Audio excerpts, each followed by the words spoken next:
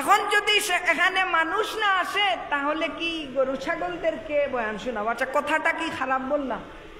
আমি কি খারাপ কিছু বলেছি?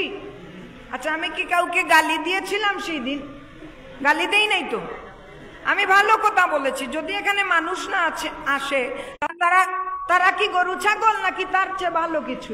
তারা তো গরু ছাগলই। আচ্ছা, এখানে আমার ভাইরা আছেন, আমার আলোচনা লাইভে প্রচারিত হচ্ছে, আমি কি এখানে কাউকে গালি দিয়েছি? তারপরে কি হয়েছে, একজন মানুষ মানে আমাকে প্রশ্ন করেছে যেখানে কি হয়েছে, কথাগুলো ভাঙতাম না। আসলে যেখানেই দেখা হয় মানুষ জানেন কি বলে, যে ওই যে আপনি মাহফিলে শ্রোতাদেরকে গরু ছাগল বলছেন না, আপনি উনি না। আচ্ছা, আমি কি শুধু ওই 1 ঘন্টা আজের মধ্যে মানুষকে গরু ছাগলই বলে গেছি? কাউকে কি আমি শুধু গরু ছাগলই বলে গেছি নাকি 1 ঘন্টা আলোচনাও করেছি? সেগুলার নাম নাই, শুধু এই কথা দিয়াই আমাকে বলে যে আপনি উনি নাকি যিনি গরু ছাগল বলেছিলেন। আচ্ছা, এটা কোনো যুক্তি কথা হলো?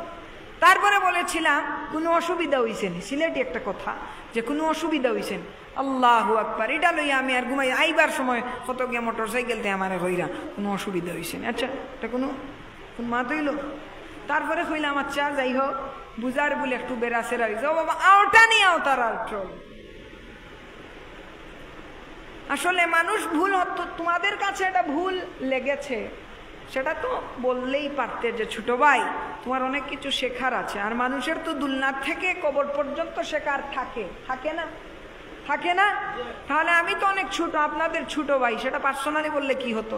ফেসবুকে লেখালেখি করে মানুষদের কাছ থেকে কি আমাকে দূরে সরিয়ে দিতে